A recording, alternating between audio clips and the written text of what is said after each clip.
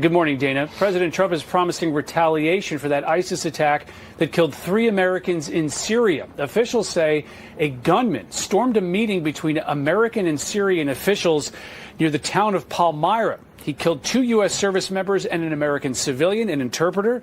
The Associated Press reports the shooter had joined Syria's internal security forces as a guard 2 months ago and was recently reassigned because of suspicions he might be affiliated with ISIS. We had 3 great patriots terminated by bad people, and not the Syrian government. It was ISIS. Syrian government fought by our side. The new president fought by our side. But I just want to pay my respects to the families. It was a rough day. The State Department says Secretary of State Marco Rubio spoke with Syria's foreign minister and he, quote, offered condolences and reiterated the commitment of the Syrian government to degrade and destroy the shared threat of ISIS. The United States will hold all who hurt and threaten Americans accountable. Yesterday afternoon, the president hosted a Christmas reception at the White House where he opened by offering condolences to those killed and injured in shootings at Brown University and Bondi Beach in Australia, which he called a purely anti-Semitic attack. The president also praised Ahmed al-Ahmed, who snuck up behind one of the shooters in Australia and wrestled his weapon away. Very, very brave person, actually, who went and attacked frontally one of the shooters and saved a lot of lives. So very brave person who's right now in the hospital, pretty seriously wounded. So great respect to that man that did that. Australian media says a family member said Ahmed was shot twice and needed surgery.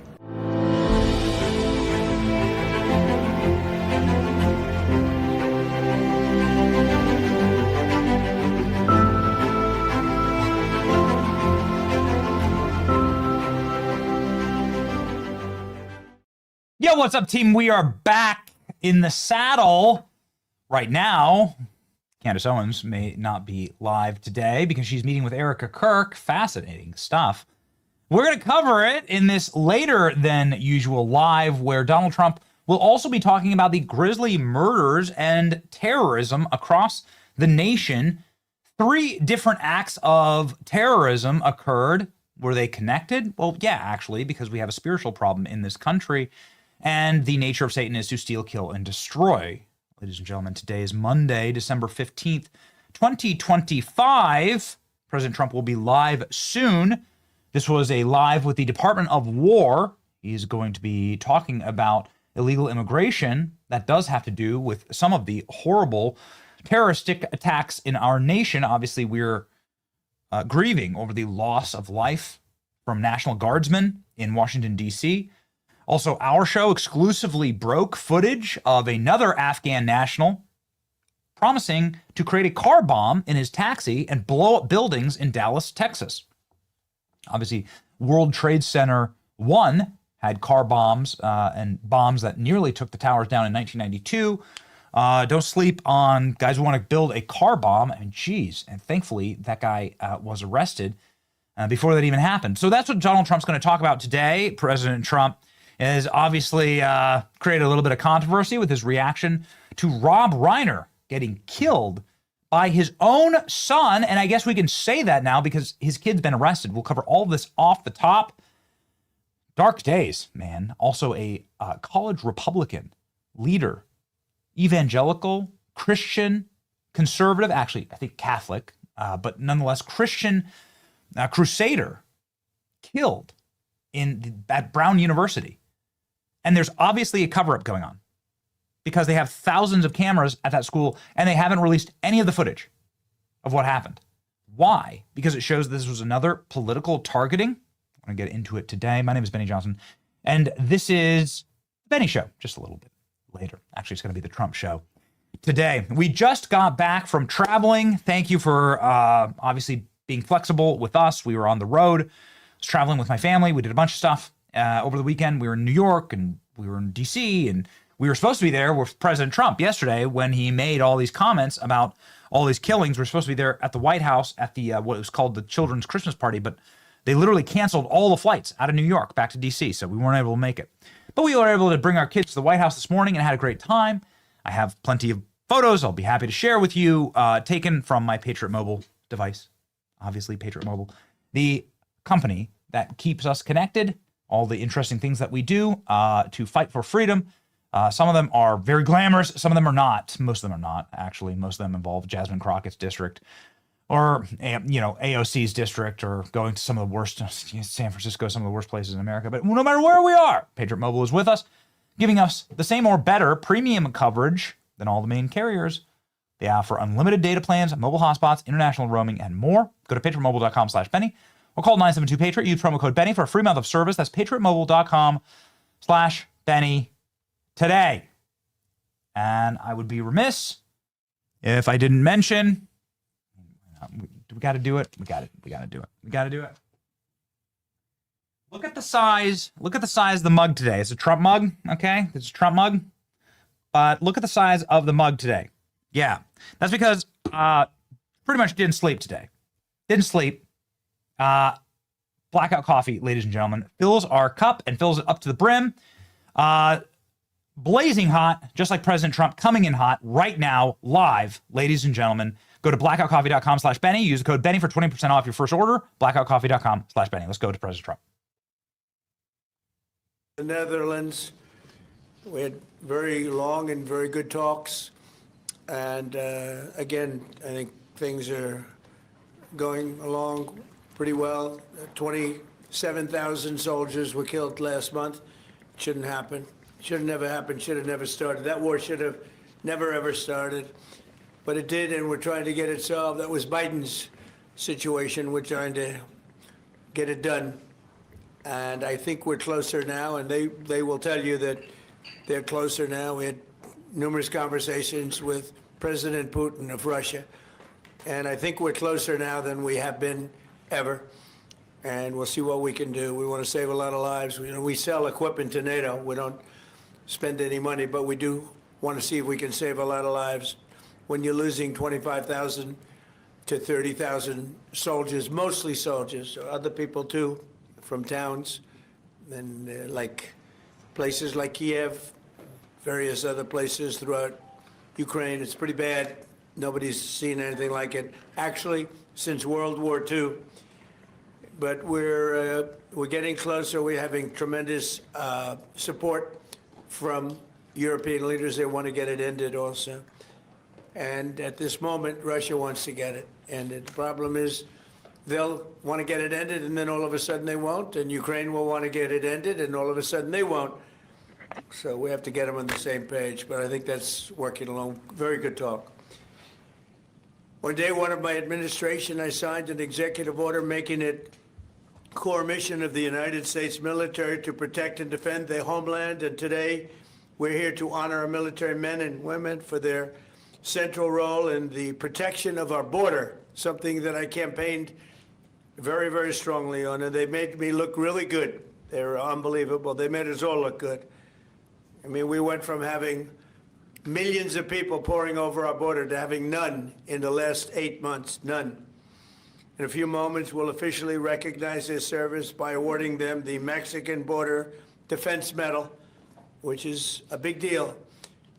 We're joined for this occasion by Secretary of War Pete Hegseth, Attorney General Pam Bondi, Chairman of the Joint Chiefs, General Dan Kane, Commander of U.S. Northern Command, General Gregory Gio, Commander of the Southern Border Task Force, Major General Scott Noman, Command Sergeant Major Brett Johnson of the U.S. Army's 10th Mountain Division, Administrator of the Drug Enforcement Agency, Terry Cole, and many other members of our administration who have done an incredible job on the border. You know, people forget now that the border has been secure for actually 7 months, think of it, more. And they don't mention the border anymore. Nobody talks about the border. They talk about affordability, and we're the ones that are bringing the prices down. We were given the worst inflation in our country's history, and we're bringing the prices down. But the affordability is on the Democrats because they have made it unaffordable to be in this country. But we're bringing those prices down, and they're coming down quickly.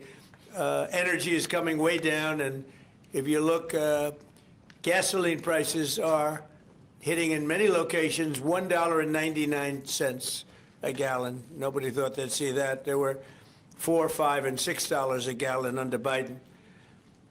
In the 4 years before I took office, our southern border was surrendered to criminals, drug cartels, human traffickers, and child smugglers. Our entire southwest border on the Mexican side is under the physical control of cartels that are among the most violent entities nobody's ever seen anywhere on the planet, the most violent people on the planet. Remember when the Democrats and others, the radical left, used to say that the people they're allowing into our country, immigrants, are nice people. They're not violent like our people. Well, they make our people look like babies.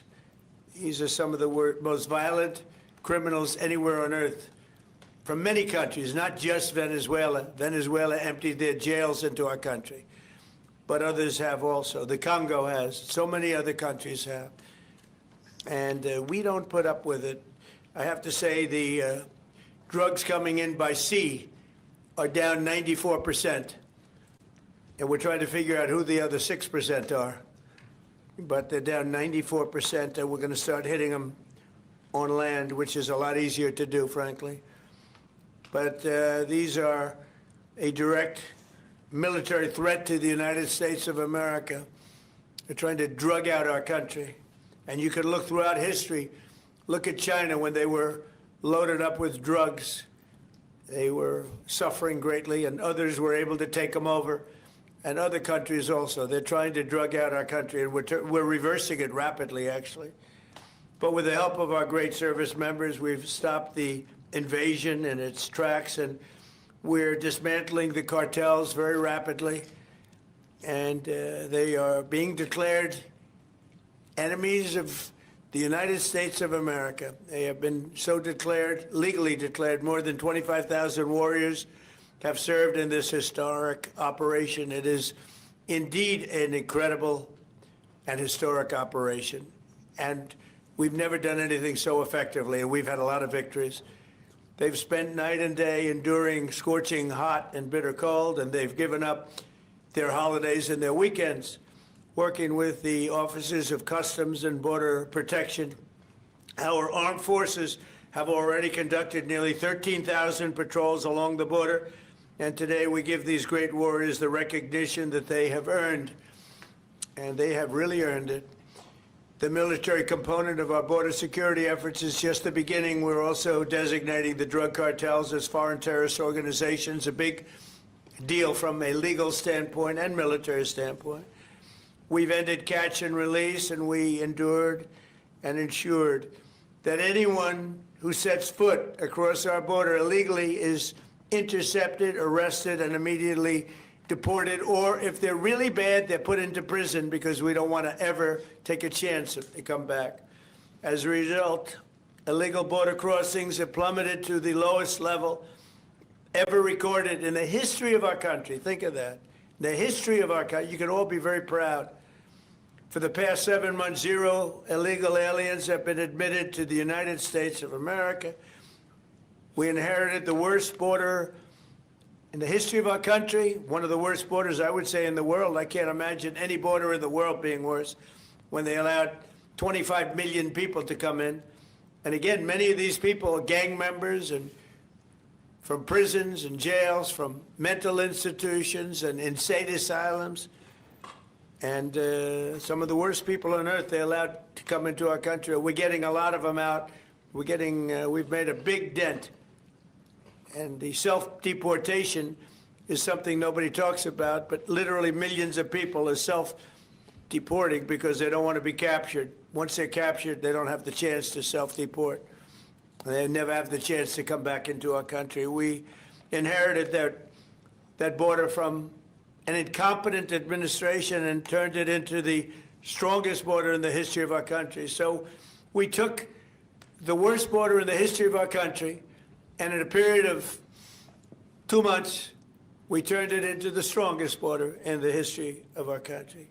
During this time, we've also achieved a 50% drop in the amount of fentanyl coming across the border, and China is working with us very closely on bringing down the number and the amount of fentanyl that's being shipped. You know, fentanyl is very bad when you mix it with certain ingredients, but it also is very important for medicine, for anesthesias, various other things. I want people to understand that. It's not made necessarily for bad. When it's mixed with certain things, it becomes bad.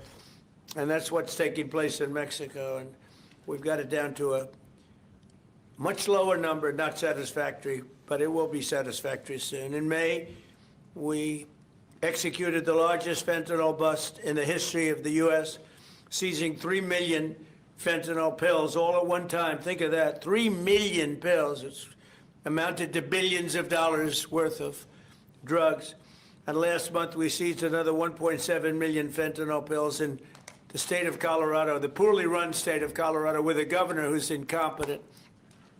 And frankly, with a governor that won't allow our wonderful Tina to come out of a jail, in a high-intensity jail, because she caught people cheating on an election, and they said she was cheating. She wasn't cheating. She went over, she looked at one of the election scams going on, and because she did that, they put her in jail for 9 years. The governor of Colorado is a weak and pathetic man who was run by Tren de Aragua, the criminals from Venezuela, took over sections of Colorado, and he was afraid to do anything. But he puts Tina in jail for 9 years because she caught people cheating. And when she walked over and got involved in it, they said she was cheating. She wasn't cheating. She caught people cheating on the election, 2020, along with a lot of other people that cheated on that election. You'll see that coming out more and more. But there's no doubt that America's adversaries are trafficking fentanyl into the United States, in part because they want to kill Americans. If this were a war, that would be one of the worst wars. I believe they killed, over the last 5 or 6 years, per year, 200 to 300,000 people. You hear about 100,000, which is a lot of people, but the number's much higher than that. That's been proven. And they've destroyed a lot of families. Because when they lose a child, or even if their child is heavily addicted, you lose that family. The family will never be the same. That's why today I'm taking one more step to protect Americans from the scourge of deadly fentanyl flooding into our country. With this historic executive order I will sign today, we're formally classifying fentanyl as a weapon of mass destruction, which is what it is. No bomb does what this is doing. 200 to 300,000 people die every year that we know of. So we're formally classifying fentanyl as a weapon of mass destruction. But before I sign the fentanyl order, we will pin these great service members with their medals. And here today are the first 13 warriors who will receive the Mexican Border Defense Medal, which is a big deal. First, I'd like to ask Secretary Hegseth and Chairman Kane to say a few words. I'd like to have Tom Homan come up, please, if you would, say a few words. And I want to thank all of the people, Pam and everybody, Stephen Miller, great Stephen Miller, what a job he's doing, for being here. Thank you both. Appreciate it very much. We have so many great people here. But I do want to ask Tom to say a few words also. So, Pete, why don't you start it off, please? Thank you. Mr. President, thank you. I would echo what you said. This has been a team effort from the beginning. Tom Homan, Terry Cole, Stephen Miller, Pam Bondi, Christy Nome, Customs and Border Patrol, Protection. It has been one team, one mission to get 100% operational control of the southern border. You want to talk about America First, peace through strength and common sense? It all manifests in one basic phrase down there. Border security is national security. And we had the task of 100% control, and because of these men and women back here, we've achieved that. Nobody is crossing the southern border. And I want to give a big shout out to our Northern Command, General Guillot. From day one, they said, our department didn't look at the border this way before you. Joe Biden allowed an invasion of this country. Tens of millions of people, drugs, gangs, violence, and the military jumped to it on day one with our partners. Ultimately, it was incredible Americans. There's 13 up here with us today. They all represent about 2,000 people who've served at the border so far. So 25,000 Americans qualify for this Mexican National Defense Border Medal that we're announcing today. And what's cool about this medal, it was actually first given out in 1918. So we're reviving an old medal that existed, was given to men and women who defended the southern border. We found out about it. We used the exact same foundry with the exact same imagery, same color, same medal, same everything. So our men and women will be wearing that very same medal as Americans 100 years before who were asked to defend the sovereignty of our country. President Trump was elected to do that. You have done that, Mr. President. We're proud of this mission. We're proud to defend the American people. And pinning these medals on is an example of how important it is to us. So thank you, Mr. President. Appreciate it. Thank you. Well, Mr. President, Mr. Secretary, I want to echo your thanks and gratitude for the Joint Force. I also want to highlight General Gio, General Nauman, and Command Sergeant Major Johnson, but also leaders at every level that came together, not just in our joint force, but in the interagency. And I want to specifically highlight our Border Patrol teammates and our Office of Air and Marine teammates, who, when I went down to the southern border and visited, were right there next to the joint force. I also want to thank not just these 13 individuals, but the joint force that was also down there and your families who poured in to make this deployment possible on the southern border. And of course, this time of the year, I'm always thinking about our currently deployed forces who are out there around the world doing our nation's business, and of course our fallen and their families who show us what courage and tenacity really are as they move forward after the loss of a service member. So thank you, Mr. President. Thank you, Mr. Secretary. Please.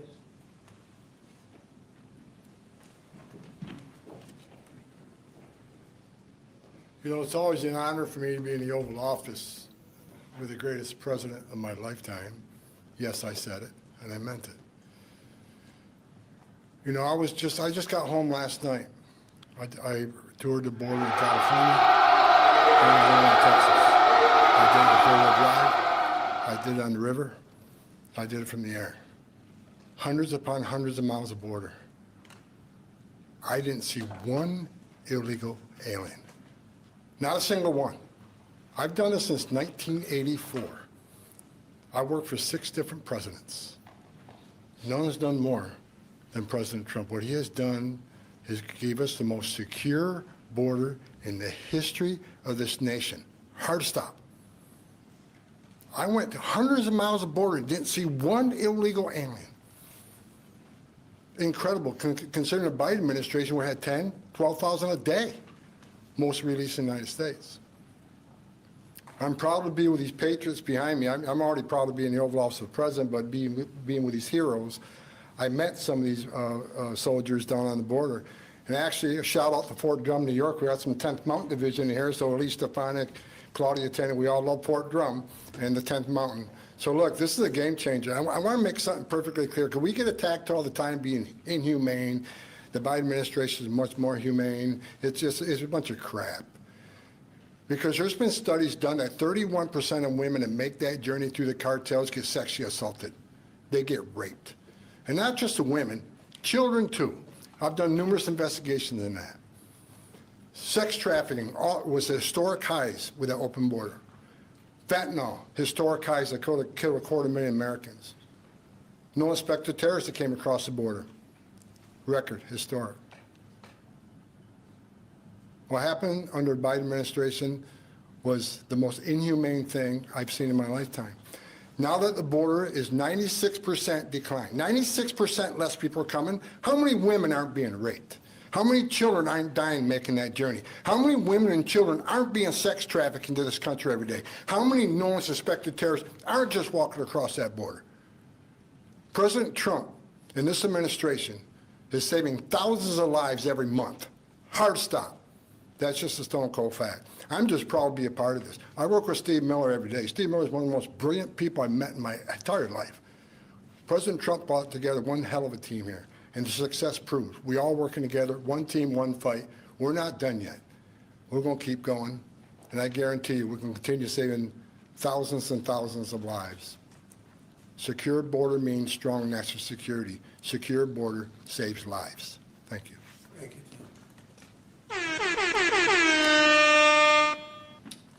Okay, let's do the medals, and I'll be signing this. Maybe you'll do the medals first, and then I'll sign, okay? Please.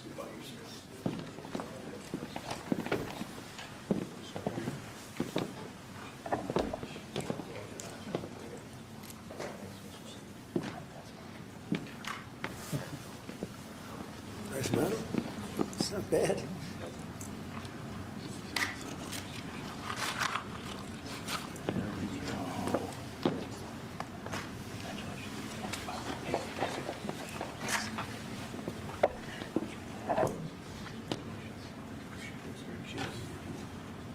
That's a great job.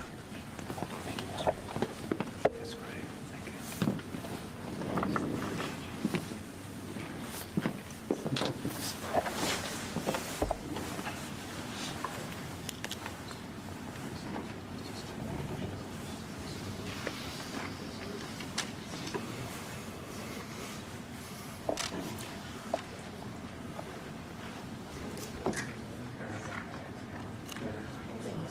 Great job. Great job, fellas. Thank you, Mr. President.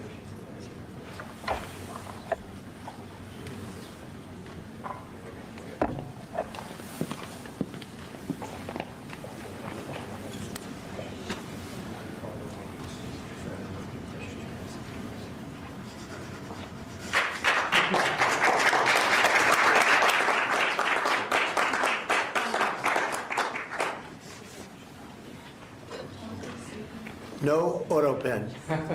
None, ever.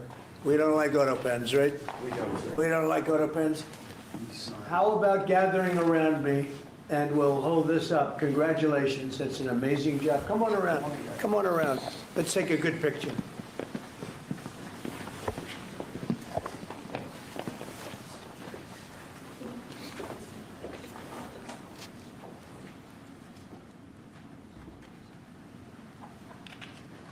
Fantastic job. You guys, fantastic job. Thank you very much. Great job. Thank you, Mr. President. Great job. What you've done is unprecedented. How about holding that up? You guys hold it up. Nice. Hold it up. You deserve it more than me.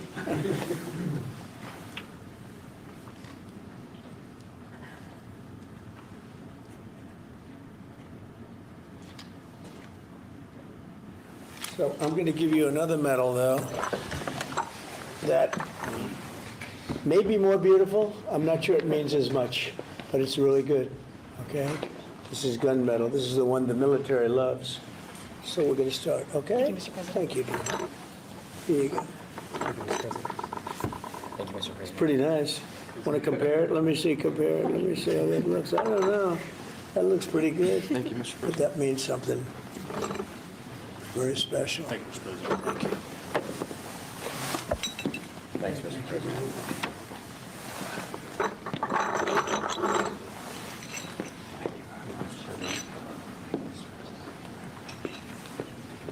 What you can do, tie it around your neck.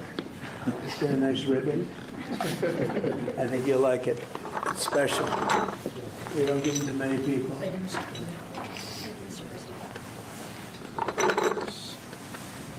you, Mr. President. Thank you, Mr. President. Come on over here. Come here. Look at this guy. It's the man to be That's 4 sides up big. That means a lot up there.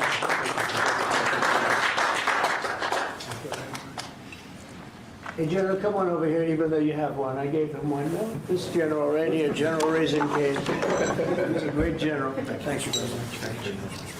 Well, thank you very much, everybody. It's an honor. This is a fantastic moment. Haven't done this before. And the job they've done on the border is unthinkable. What they left us with, that they would have open borders with millions of people, 25 million people, probably more than that, pouring into our border. Totally unchecked and unvetted. Now we have the opposite. And we want people in our country, but they have to come in legally. And they know that, and they know they're not getting through, so now they don't even try. So all of the death that Tom Holman talked about, the rape and the death and all the problem, doesn't really happen because the caravans, a name I think I came up with, maybe not, but the caravans are very small. In fact, for the most part, they don't even exist anymore because they know they're not going to get through. In a little while, you'll be seeing I'm suing the BBC for putting words in my mouth, literally. They put words in my mouth. They had me saying things that I never said coming out. I guess they used AI or something. So we'll be bringing that lawsuit. A lot of people are asking, when are you bringing that lawsuit? Even the media can't believe that one. They actually put terrible words in my mouth having to do with January 6th that I didn't say. And the beautiful words that I said, right? The beautiful words, talking about patriotism and all of the good things that I said, they didn't say that, but they put terrible words. They actually have me speaking with words that I never said, and they got caught because I believe somebody at BBC said, this is so bad, it has to be reported. That's called fake news. So we'll be filing that suit probably this afternoon or tomorrow morning. I want to thank all of you for being here. If you have any questions, I guess you could ask, but this is really a day of celebration for these people. The job they've done is Here we go. really unprecedented. So go ahead. Okay. University, Mr. President, do you know what the motive of the shooter was? Is it, was it No, a we targeted don't. No, attack? it's, that's moving along now. And we don't. And we're going to see what happens. Hopefully they're going to capture this animal. Hopefully they're going to capture it. Has Kash Patel told you why it's been so difficult for the FBI to identify who the shooter is? Well, it's always difficult. So far, we've done a very good job of doing it with Charlie, with, the various times this has happened. They've done it in pretty much record time. But you really have to ask the school a little bit more about that because, this was a school problem. They had their own guards, they had their own police, they had their own everything. But you'd have to ask that question really to the school, not to the FBI. We came in after the fact, and the FBI will do a good job, but they came in after the fact. Do you know if it was targeted, Mr. President? No, they don't know that yet, no. Sir, on the issue of drugs, is it accurate that you are considering an executive order to reclassify marijuana under the control? We are considering that, yeah. Okay. Are you planning? Because a lot of people want to see it, the reclassification, because it leads to tremendous amounts of research that can't be done unless you reclassify. So we are looking at that very strongly. Mr. President? Mr. President, Katie? is it true that the reports that you rebuked the Israeli Prime Minister? Please.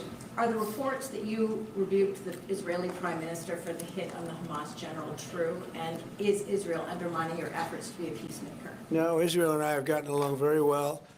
My relationship with Bibi Netanyahu has been obviously a very good one. Look, we took out Iran. We wiped out, with that plane right there, we wiped out the B-2 bomber. We wiped out the Iran nuclear threat. And because of that, we were able to make peace in the Middle East. No, we've had a very good relationship with Israel. We actually have a very good relationship with just about everybody in the Middle East. But was that a violation of the ceasefire, the strike on the Hamas general? We're going to have to see. We're looking into that. We're looking into it. Mr. President, on the Syria ambush of U.S. forces, do you still have confidence in the Syrian president? I do. I mean, this had nothing to do with him. This is a part of Syria that they really don't have much control over. And it was a surprise. He feels very badly about it. He's working on it. He's a strong man. And no, this had nothing to do with the Syrian government. This had to do with ISIS. What will the U.S. response be? As a response, they'll be hit hard. Yeah. Javier Negre, Real America's Voice on Español. First of all, thanks for honoring these heroes. The communists have lost Chile. The pro-Trump candidate, José Antonio Caz, won the elections. Do you think this right-wing wave in the Spanish War is due to your influence? Well, we just had a good one in Honduras, as you know. Had a great election there. I endorsed somebody that was not leading, and he won the election. And we had a good one just a couple of hours ago, I found out, in Chile. The person I endorsed, who was not leading, ended up winning quite easily. So I look forward to paying my respects to him. I hear he's a very good person. Yeah. Mr. President, thank you, Mr. President. This year you fired Democrats from a number of federal agencies, and now going into 2026, there are some key regulators like the SEC, the CFTC that are going to have 0 Democrats. Do you plan to appoint Democrats to fill those empty spots, or do you think that federal agencies shouldn't have Democrat commissioners? Well, do you think they would be appointing Republicans if it were up to them? So, we'll look at it. Look, we want to be fair, but typically they're not appointing Republicans. So you're asking me the question whether or not I'd appoint Democrats. But there are certain areas that we do look at, and there are certain areas that we do share, and share power. and I'm open to that, please. Mr. President, Yeah. a number of Republicans have denounced your statement on Truth Social after the murder of Rob Reiner. Do you stand by that post? Well, I wasn't a fan of his at all. He was a deranged person as far as Trump is concerned. He said he knew it was false. In fact, it's the exact opposite, that I was a friend of Russia, controlled by Russia. You know, it was the Russia hoax. He was one of the people behind it. I think he hurt himself in career-wise. He became like a deranged person, Trump derangement syndrome. So I was not a fan of Rob Reiner at all, in any way, shape, or form. I thought he was very bad for our country, yeah. On blue slips, Mr. President, Leader Thune doesn't seem like he wants to get rid of blue slips. Will there be consequences for the Senate if they Well, don't I get think rid they of should get rid of blue slips because as a Republican president, I am unable to put anybody in office having to do with U.S. attorneys or having to do with judges. In other words, if you have one, not two, you don't need two, just one. If you have one Democrat senator, where we have a lot of them, you have one Democrat senator in a state, it is not possible to appoint, because of blue slips, a judge. It's not possible to appoint a U.S. attorney. You see that happening. And I think it's a disgrace. I think blue slips are a disgrace. They've long since, they should not be relevant anymore. This is a different world than it was 15, 20 years ago. You know, that was a gentleman and gentlewoman world. This is a little bit different, unfortunately. Yeah, please. Mr. President, what do you want to see Congress do this week as it relates to health care and the expiring ACA? Yeah, that's a good question. I'd like to see the people get the money. I'd like to see all of the money that's going to the Democrat insurance companies. You know, the insurance companies are making a fortune. They're up 1,700% and more. And they're taking in hundreds and hundreds and hundreds of billions of dollars, even trillions of dollars. And Obamacare gives you terrible health care. Just so you understand, Obamacare was set up, and I said it right from the beginning, for the benefit of the health insurance companies, of the insurance companies. They're making billions and billions of dollars. Their stock is through the roof. I don't want to give them anything. I want all money going to the people and let the people buy their own health care. It'll be unbelievable. They'll do a great job. They'll get much better health care at a much lower cost. Sir, would you like Republicans next year to just use reconciliation to do with health care exactly what you laid out, and they wouldn't have to worry about Democratic votes? Well, that or knock out the filibuster. If you knocked out the filibuster, it would all go away, but we have a few people that wouldn't do that. It's crazy. Look, we should knock out the filibuster. And if you did that, we'd get voter ID, you'd have no mail-in voting, all things that make our elections dishonest. And you'd get a lot of other things having not even to do with voting.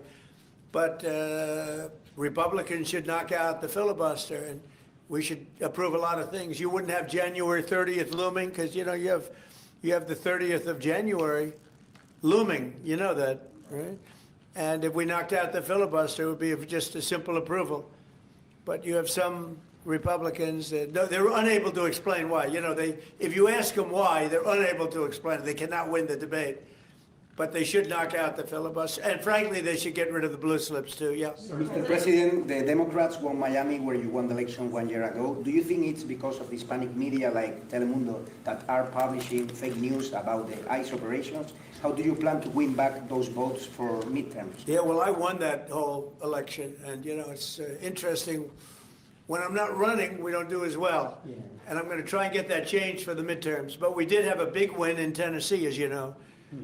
Matt Van Epps had a big win in Tennessee against a very strong candidate, attractive candidate, who a lot of people thought would do very well, and Matt won by a lot. And I won Tennessee by a real lot. You know, we had a great election. We won every single swing state. We won the popular vote. We won everything. And there's a thing that they have now, districts, which is a big deal. I think in a way it's the most important stat from the standpoint of, you know, looking at numbers accurately. So out of thousands of districts, I won 2,750 versus 525. Think of that, 2,750 versus 525. It was great. That's why the map, when you see a map of the election, it's all red, other than two little narrow lines on the other side. Please. Sir, Jimmy Lai was convicted today in Hong Kong. Do you have any reactions? I feel so badly. I spoke to President Xi about it, and I asked to consider his release. He's not well.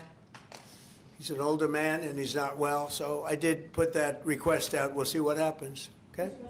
Yeah, please, Katie. Question about Ukraine. Now that the meetings in Berlin have wrapped up with Zelensky, is there a timetable for going to Moscow? Is a delegation going? Well, I think that the delegation is largely there right now, actually. They're in Europe, and they met with those people that I called out before, the various countries, plus some others.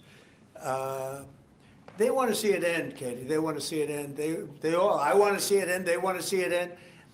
I actually think that President Putin wants to see it end. You know, I've had good talks. We've had good talks with Russia, and I think they'd like to get back to a more normal way of life. Mr. President, follow up there. An Article 5-like deal seems to be emerging without NATO membership for Ukraine. If such a security guarantee is offered, what incentive is there for Ukraine to give up any sort of territory? Well, look, you have, well, they've already lost the territory, you know, to be honest. I mean, the territory is lost. But in terms of security guarantee, we're working with Europe on it. Europe would be a big part of that. And we're working on the security guarantee so the war doesn't start up again. We don't want to have a war start up again. You know, as I said, with Thailand and Cambodia, two people I get along with great. And I dealt with them, and I called them, and I said, look, fellas, you got to relax. You got to take it easy. They lost. You know, they started the war again, and I got it ended.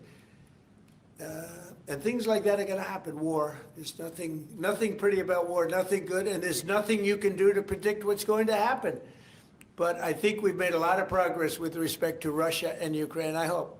You know, last month, it was close to 27,000 soldiers were killed, mostly soldiers, but 27,000 people, but mostly soldiers were killed last month in Russia versus Ukraine. Is there a time limit on security guarantees? Well, there's no time limit. The time limit is whenever we get it done. I mean, we're going to try to get it done.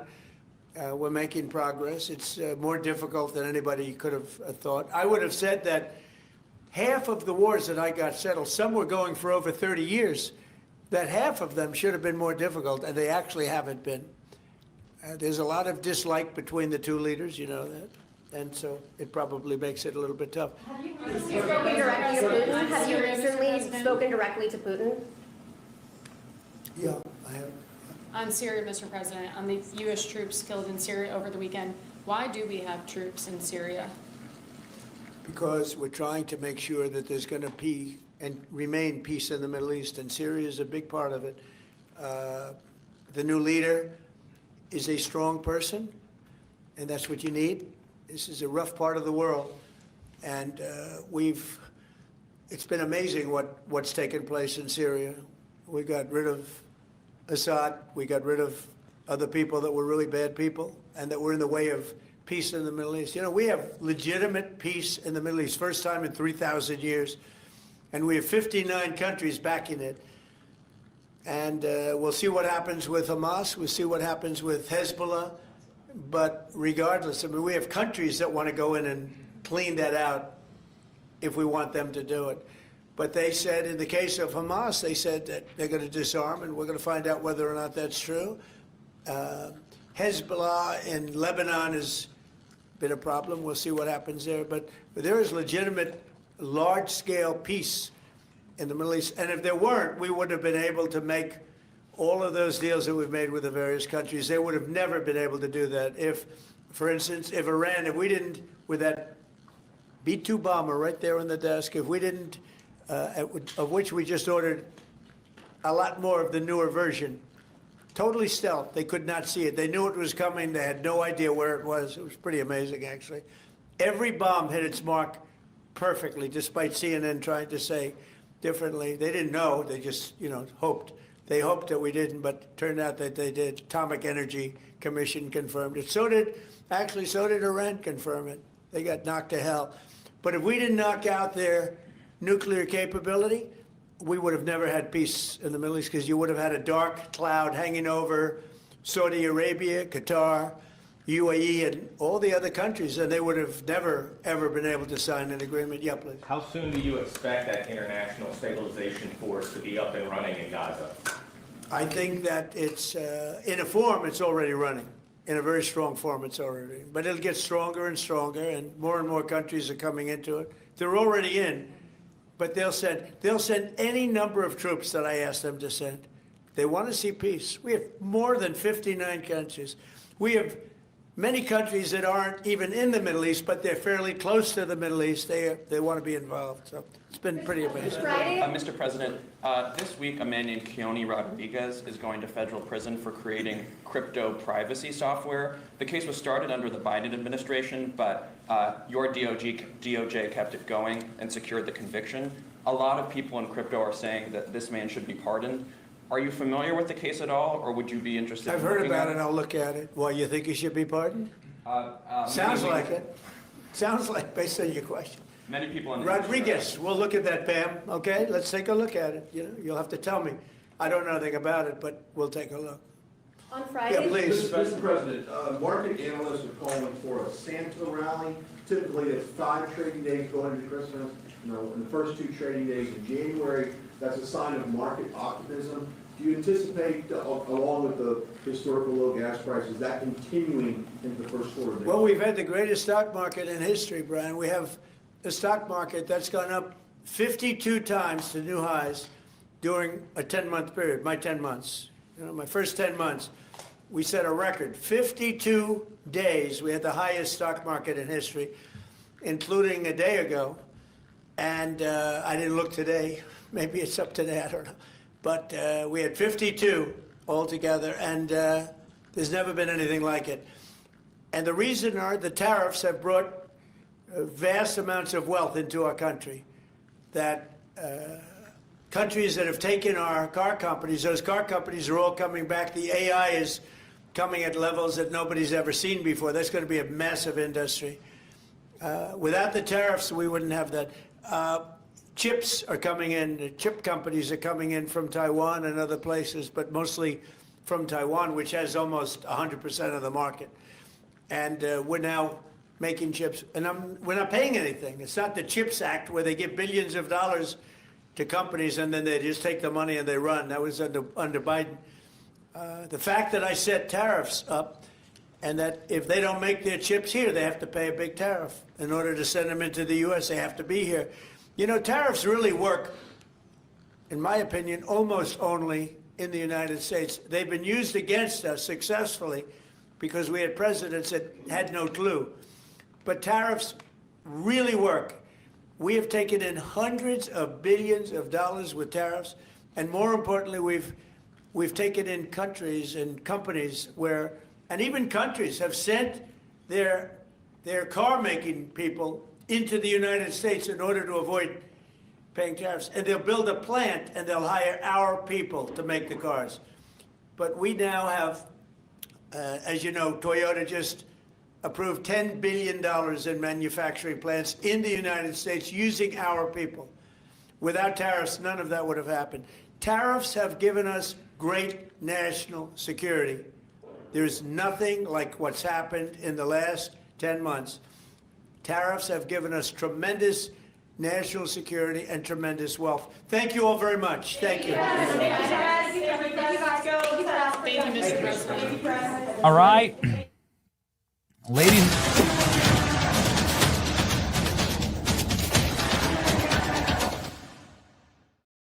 That was abrupt.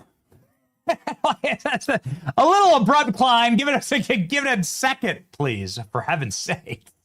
Yeah. Okay. A wrap up of President Trump, and then we do actually have breaking news. Klein hitting the nicotine pouches a little hard there. President Trump out off the dome saying that he plans on potentially launching land strikes in Venezuela. Not sure anybody asked for that. Says that the shooting at Brown University looks like terrorism and looks like it may well be targeted. Not backing down on how badly he dislikes Rob Reiner. Not going to get into that. Who, like, honestly, who cares? Seriously, don't get psyoped into that. And then Donald Trump talking about reclassifying marijuana, something I'm 100% against. But we don't have enough time to talk about it right now. Donald Trump is saying it could be used for research. Hopefully, smarter heads prevail. You don't want a nation of potheads. You want a nation that still has moral standards, especially around marijuana. Pot culture is the worst culture. Go travel to places with pot culture. It's awful. Not good for the soul, not good for the brain, not good for the body. And then Donald Trump having Tom Homan and Pete Hegseth speak, giving awards to members of the military who defended the southern border. Tom Homan saying he didn't see one criminal alien traveling hundreds of miles along the border. So, all very, very good and interesting things. We haven't done live reaction to President Trump taking questions in a while. So why not? We are rounding out the end of the year here, and we do now, Klein. We do now. I love Klein. Klein's out of the Klein's a little under the weather and out of the studio today. So typically our timing is a little better when Klein's in the studio. So here we go, ladies and gentlemen. Massive breaking news that broke that does have to do with Donald Trump, but didn't get covered in the presser right there. Let's go.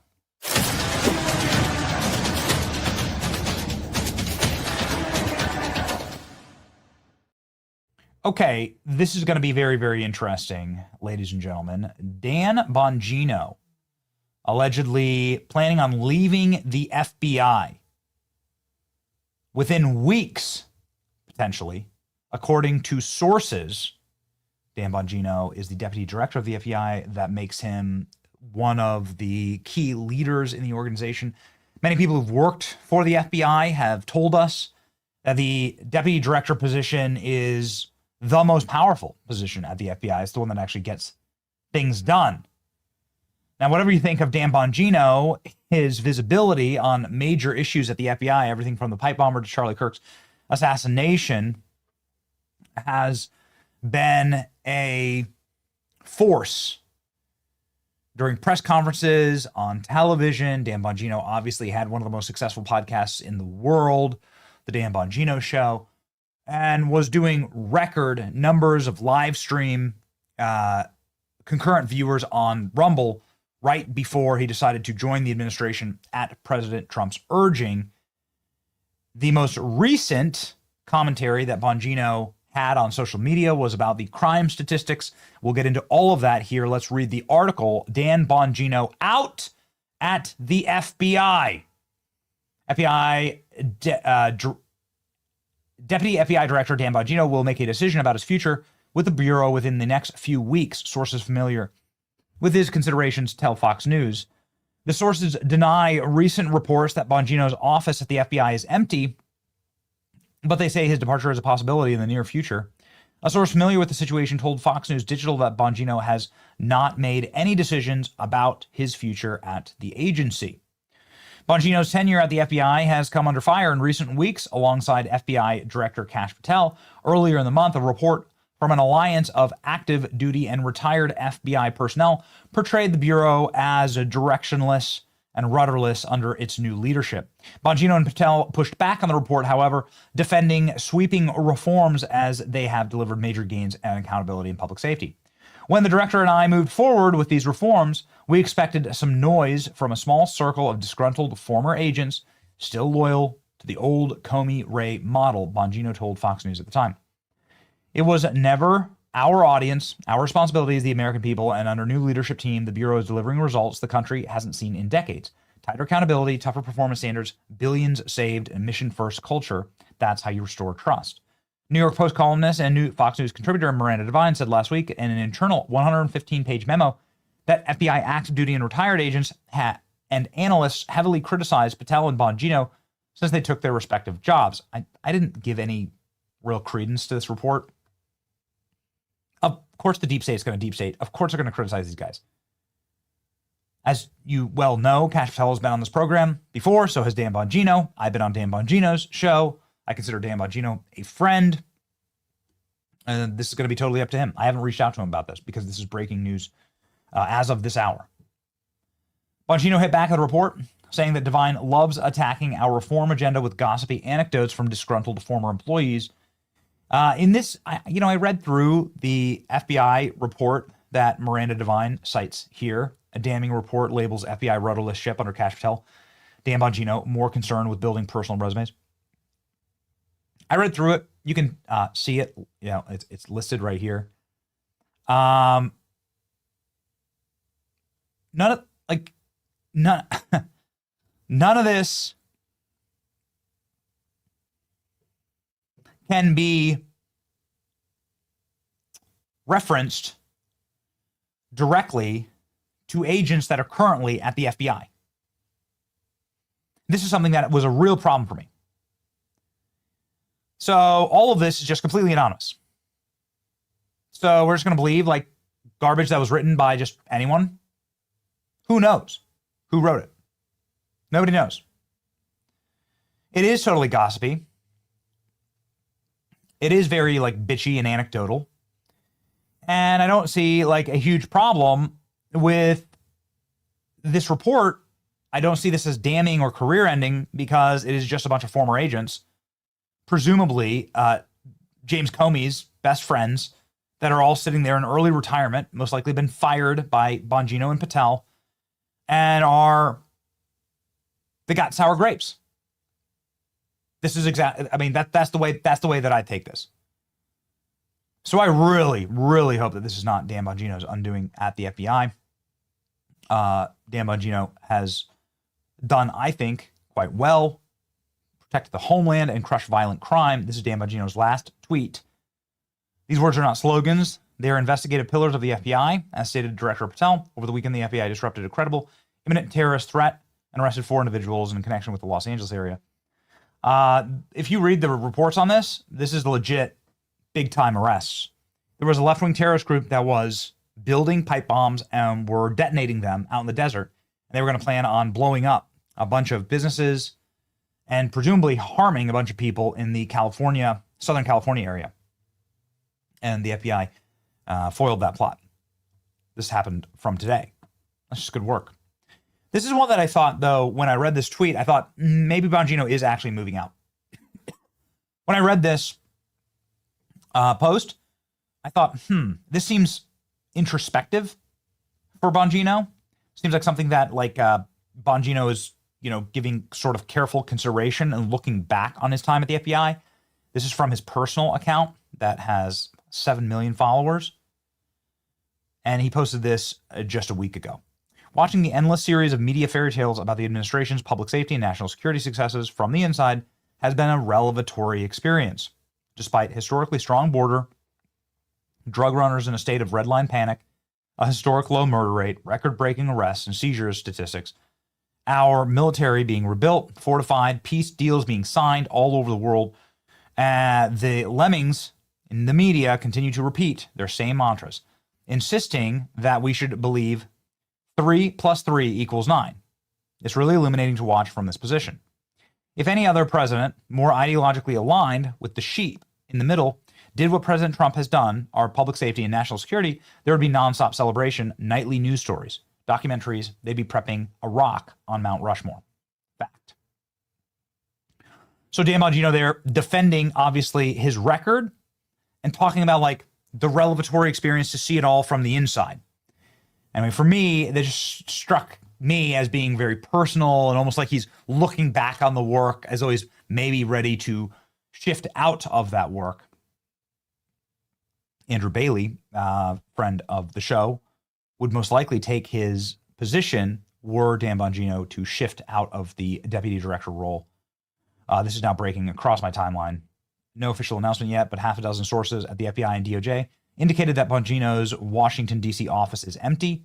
His chief of staff has taken a new leadership role in Baltimore. FBI insiders expect his departure in January 2026, potentially with co-director Deputy Director Andrew Bailey assuming full duties. There you go. According to Fox News, Bongino is going to decide his future. Should he stay or go?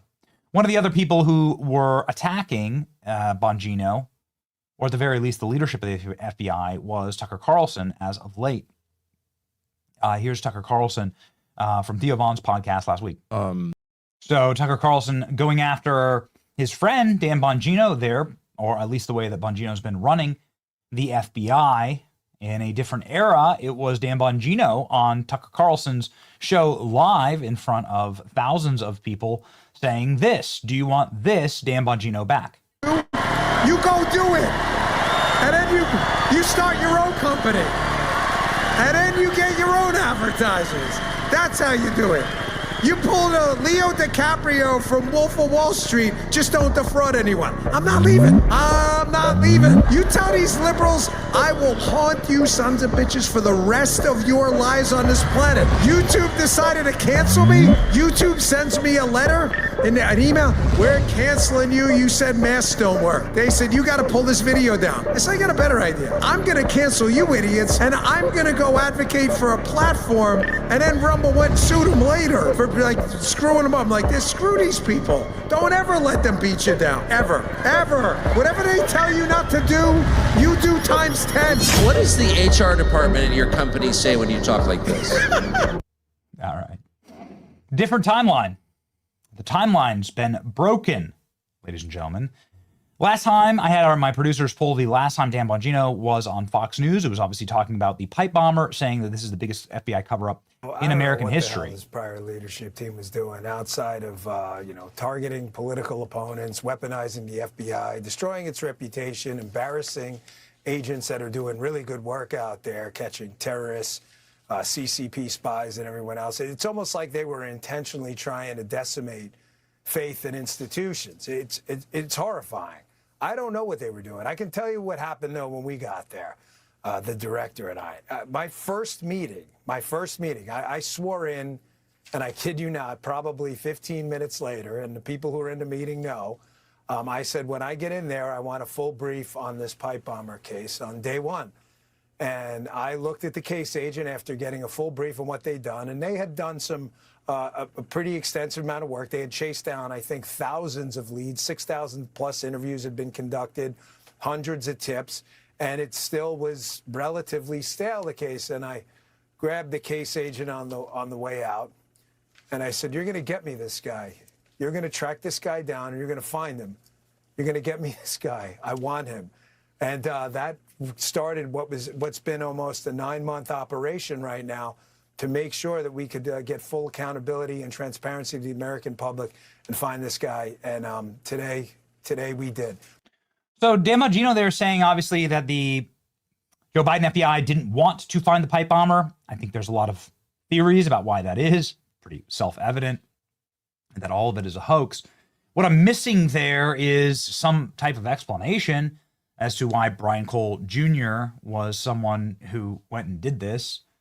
It's like a loner autist who wasn't particularly political, going and planting these pipe bombs, or not. It still doesn't seem like he's the guy that actually planted the bombs. He might have been the dude in the backpack. I mean, I guess that does make a lot of sense. There's a lot of evidence, and he did admit to it, so there's that. But did he actually plant the bombs? I don't know. I want that explanation. It's why people still remain frustrated and probably will forever be frustrated with the FBI.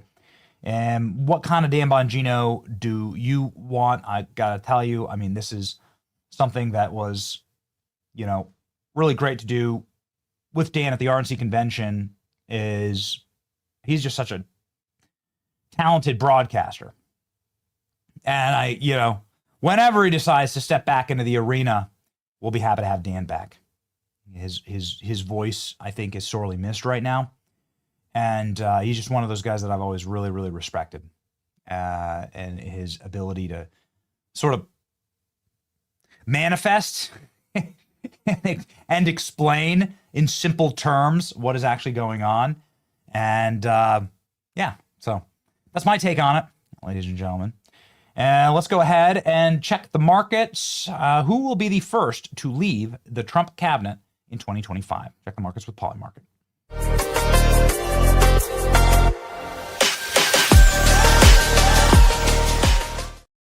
Well, this is probably going to change based on today's news. But you can see here that Dan Bongino isn't even on there. Right? Okay. So, the Trump cabinet. Okay.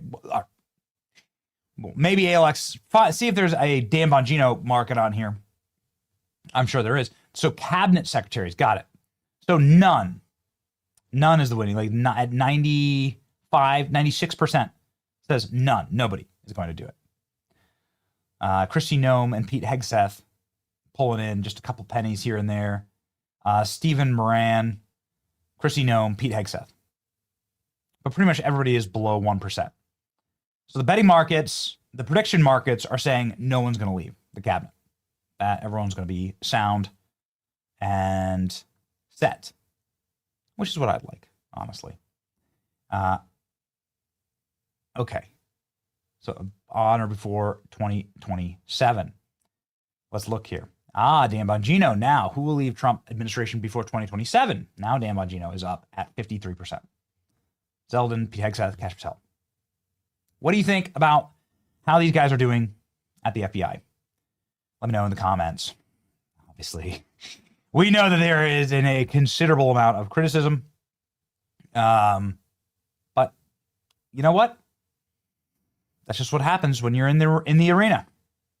What do you think this is? Like, do you think that society just gives you a free pass to find the J6 pipe bomber and to lock up a bunch of narco terrorists and to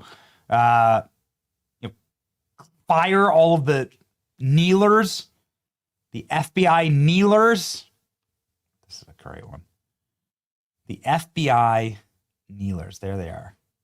There you go. I mean, they fired all of them. I know. These are FBI agents, female FBI agents getting down on their knees in order to pledge fealty to a terrorist organization that was occupying Washington, D.C., BLM. This was your FBI. So just doing that alone, and some of them obviously couldn't get down on their knees, and then you have this guy. Okay. Classic federal bureaucrat slob. Listen, that's good. There's been major changes in culture at the FBI. It's been good. It hasn't all been good. Dan Bongino threatened to quit during the Epstein saga, famously. Dan Bongino understood what time it was. Oh, I never noticed this. That her kneeling actually cracked the cement. Goodness. Woof. Buzz. Girlfriend. But there we go. They fired him, and that's something to celebrate. Let me know, ladies and gentlemen, what do you think of Bongino, Patel, and the job that they have done at the FBI? Okay. More news, ladies and gentlemen, on Rob Reiner. It's horrifying. It's really bad. I don't know, man. We talk a lot about spiritual problems that this nation is having, and there are huge spiritual problems in our midst. There is evil in our midst. Here is the update on Hollywood legend. Just is what he is. Obviously, he was a far left-wing radical agitator, somebody who we don't and didn't disagree with, agree with anything that he said. But that doesn't mean that he had to die, his throat being slit by his own kid. What the hell's going on with Rob Reiner and his wife, who were killed after an argument with their son? Rob Reiner and Michelle Reiner's son, Nick, is in custody after being booked for felony murder after the director and his wife were found knifed to death in their home. The couple had their throats slit after a heated argument with a relative understood to be Nick, his son, turned deadly in their $13 million Los Angeles mansion. Detectives have been questioning their 32-year-old son, who was arrested on Sunday night before being booked for felony murder. He's being held on $4 million bail bond. He should have no bond, obviously. Los Angeles Sheriff's records show Reiner made many of the best-known movies of the 80s and 90s. Princess Bride, very much a classic. The Los Angeles Fire Department confirmed it was called to the couple's Brentwood home at 3:30 p.m. on Sunday as a man found 78 and 68 dead on the property.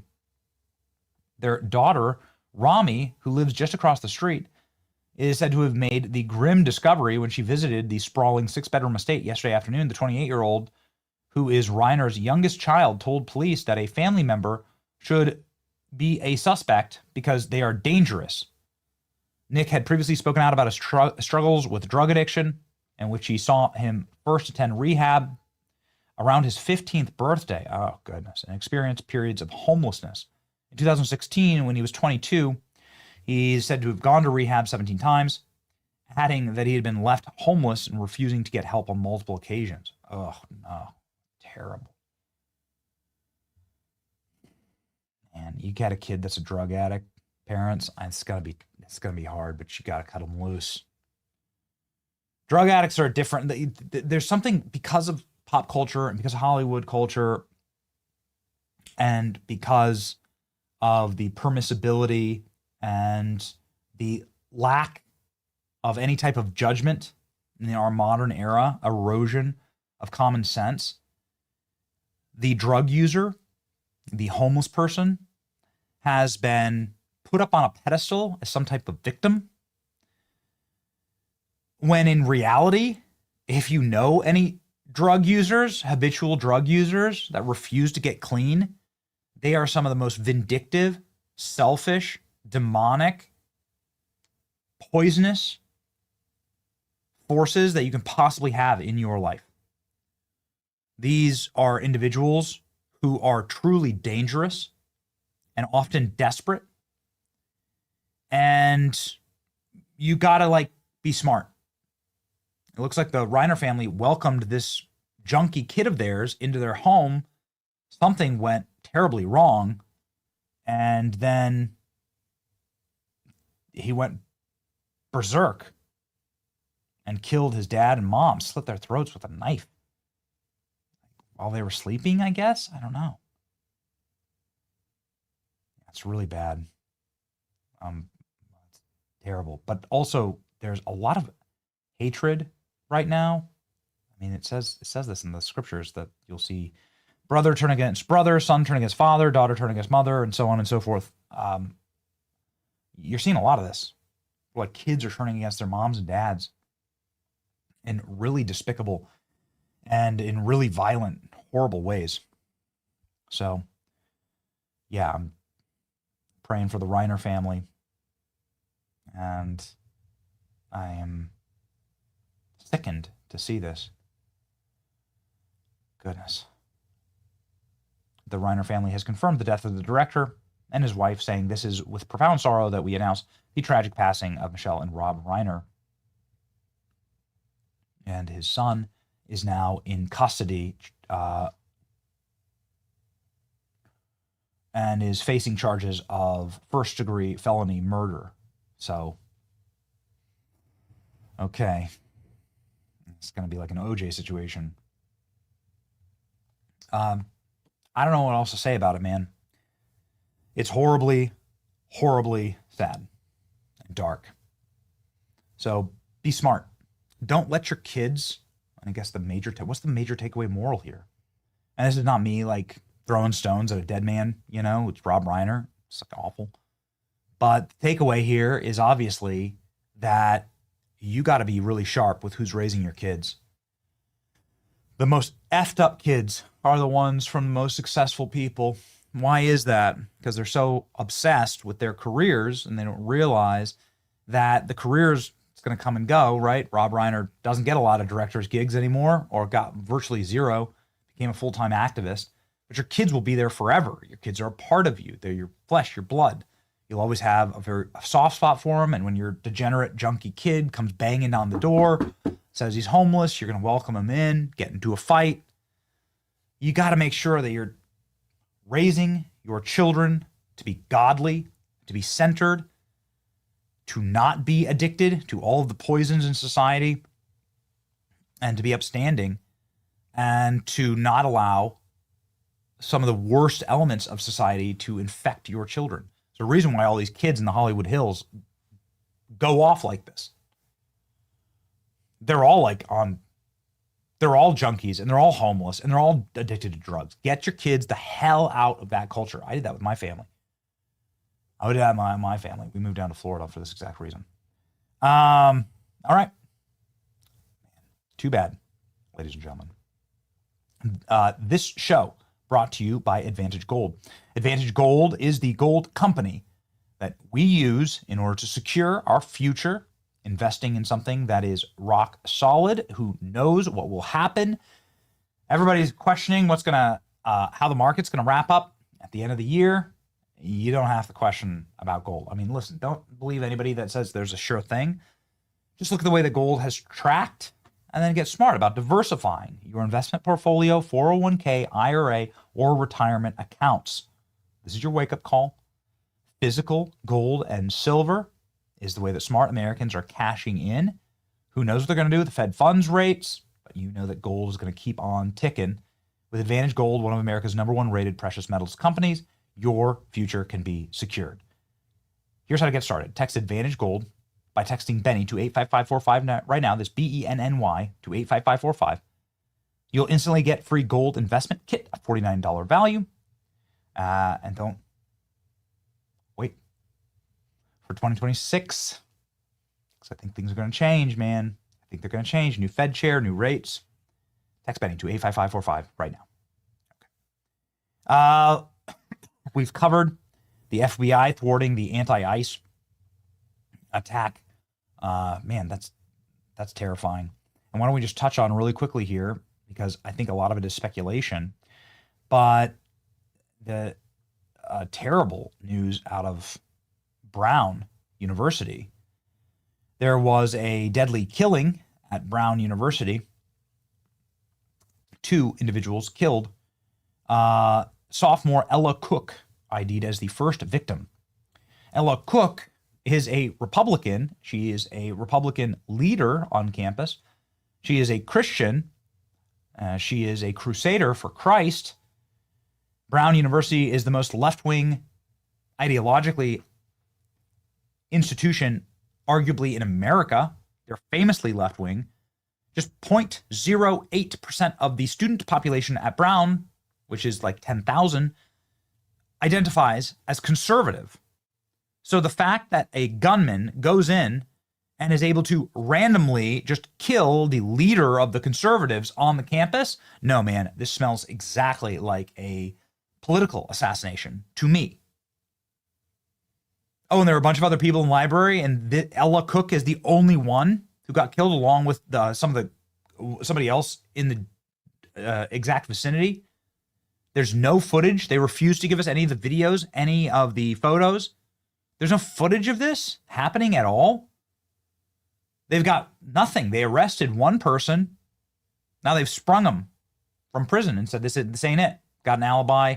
We got the wrong suspect. You just walk onto Brown University, an Ivy League institution, and kill someone in cold blood and then just walk away with nothing happening? It's totally evil. She was the vice president of Brown University Republican Club. She, again, is somebody who was very well connected with her church, with her parish. She was a tremendous leader. Everybody who knew her loved her. An absolute tragedy. 9 others were injured in the shooting. She was one of 2 students gunned down during a finals review session at Brown University.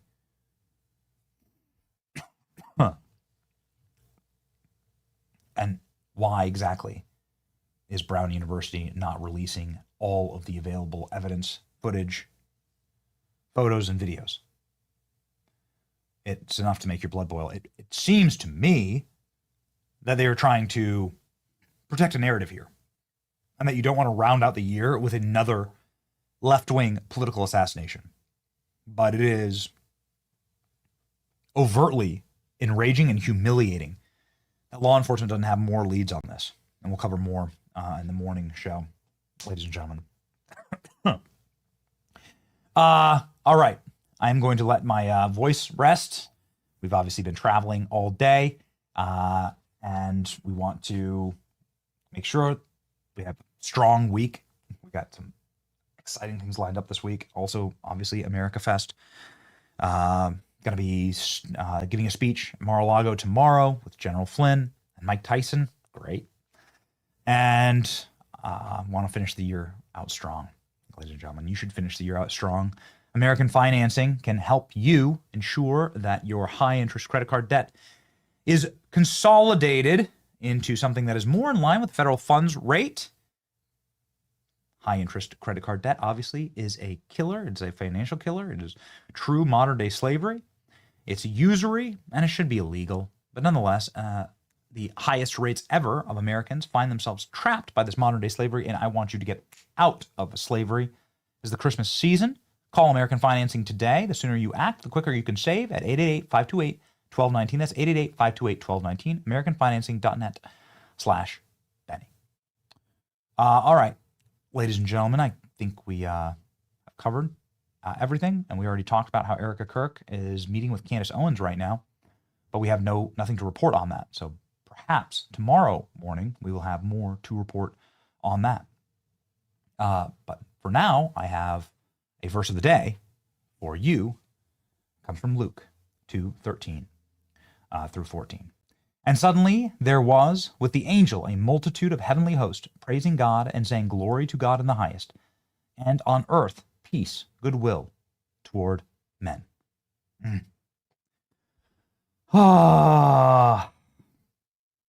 Things seem to be going wildly dark right now. There's been 4 or 5 terrorist attacks or foiled terrorist attacks in just the last 48 hours. If you're looking at Australia, if you're looking here in the States, dark times that we are living in. You need to stay locked in. Stay locked in. Read your Bible. Remember what Christmas is all about. Remember to keep the Christ in Christmas, and that the birth of Christ is about renewal. Christ's entire life was about rewriting a New Testament, a new promise to the people from God, to believers, to all of creation from God. And it is something that should give you great hope and uplifting. Tidings of great joy, peace on earth, that God has sent his one and only Son, for whoever believes in him shall not perish, but have eternal life. Ladies and gentlemen, stay locked in with that, and stay locked in with us and our channel. We thank you for joining us for this late live today, and are ready to hit it again in the morning. It's going to be a wild week. Get locked in. It's your boy Benny. I'm always proud to march with you on to victory that is assured. See ya.